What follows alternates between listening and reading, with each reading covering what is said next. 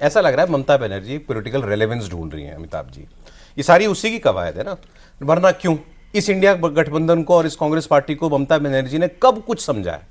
कब कौन से इलेक्शन में ममता बनर्जी ने बंगाल में कांग्रेस पार्टी को कभी भी स्पेस दी? विधानसभा का हो चाहे लोकसभा का हो। 2011 आज आप सोनिया गांधी से मुलाकात कर रहे हो। 2011 में वो जीत के ही आई थी कांग्रेस पार्टी के साथ अलायंस में, और 2012 में ही अलायंस उन्होंने तोड़ दिया, और 2016 में तो अलग ही लड़ी क्योंकि कांग्रेस और लेफ्ट का फिर गठबंधन हो गया। 2021 में भी कांग्रेस और लेफ्ट का गठबंधन था, और 2026 के चुनाव में जहाँ तक मुझे पता है जब डील हो रही थी तो वो 2 सीट दे रही थी कांग्रेस पार्टी को लड़ने के लिए, एज पर सोर्सेज। अगेन अभी कितना सच कितना झूठ, बस कम सीटें दे रही थी, इसीलिए वो अलायंस हुआ नहीं।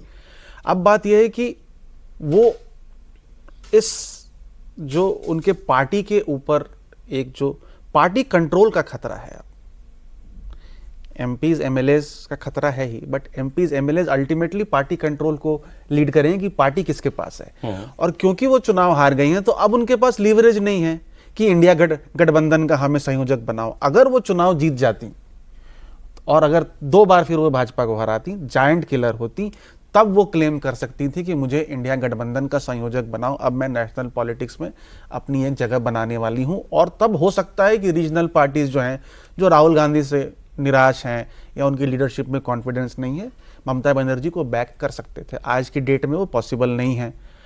अब वो रीजनल पार्टीज और एक बड़े नेशनल पार्टी का सपोर्ट चाह रही हैं कि किसी तरह से शिवसेना और एनसीपी की तरह पार्टी उनके हाथ से न चल जाए, क्योंकि मुझे वो सीन वैसा ही दिख रहा है।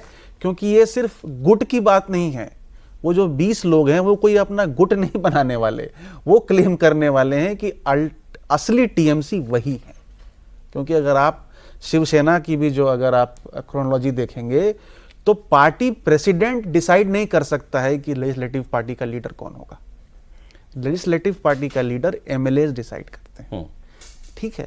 तो अगर एमएलएज या एमपी ज्यादा रेबल फैक्शन के हैं तो वो कोई मर्ज नहीं होने वाले, वो वहीं रह करके नेक्स्ट स्टेप में क्लेम करेंगे। पहली बात, कांग्रेस लीडरशिप, कांग्रेस ये नहीं भूलने वाली कि ममता जी ने उनके साथ क्या किया। कांग्रेस ममता बनर्जी को लेकर के उनको फायदा क्या है कांग्रेस पार्टी को? मतलब बहुत ज्यादा, ऑफ कोर्स एक anti Modi anti BJP front का वो हिस्सा हैं, लेकिन कांग्रेस जैसा देवेंद्र भाई कह रहे हैं इसमें तो एक अपॉर्चुनिटी देख रही है कि वेस्ट बंगाल में जहां वो एक दो एमपी या 2-4 एमएलए जीत करके आ रहे हैं, अब टीएमसी के पतन की वजह से कांग्रेस पार्टी का वहां रिवाइवल हो सकता है अगले चुनाव। वो स्पेस वो देख रहे हैं कि वो स्पेस देख रहे हैं, वो स्पेस देख रहे हैं। उससे ज़्यादा जरूरी एक मैं बात जोड़ दूं थोड़ा सा, चूंकि देवेंद्र जी का असली जब इस तरह की मुलाकात होती है, जैसे वहाँ पर आज भी ममता बनर्जी घर पर वहाँ सीआईडी या जो सीआईडी पहुंच गई ममता बनर्जी है, और ऐसे अभिषेक बनर्जी पर गिरफ्तारी का है।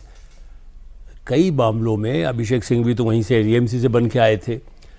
एक जरूर इस तरह के उसमें हम जब भी कोई गिरफ्तारी का हो तो कांग्रेस के लोग भी हमारा साथ दें। यदि राहुल गांधी को संकट आता है, मतलब उनके भी गिरफ्तारी का नौबत आती है या उन पर जो केसेस चलते हैं, तब ममता बनर्जी मुखर होकर के उनका साथ दें। एक ये देखिए, उसके लिए अंडरस्टैंडिंग निश्चित रूप से रहेगी। बेचारे लालू यादव हो जेल जा रहे हो तो राहुल गांधी जरूर सिंपैथी दिखाएंगे, देखिए बायस्ड है फलाना।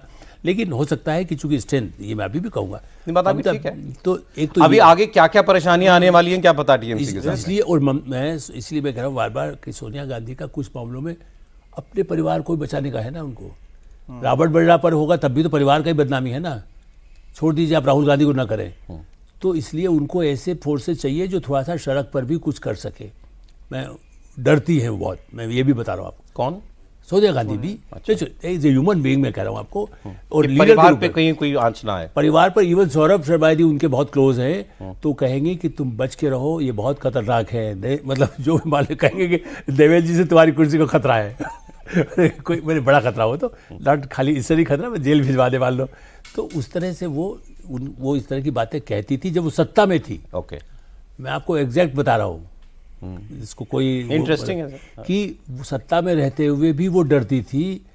मतलब फ्रैंकली तो ये कहती थी बीजेपी वाले इतने खतरनाक हैं, जब खुद सत्ता में थी।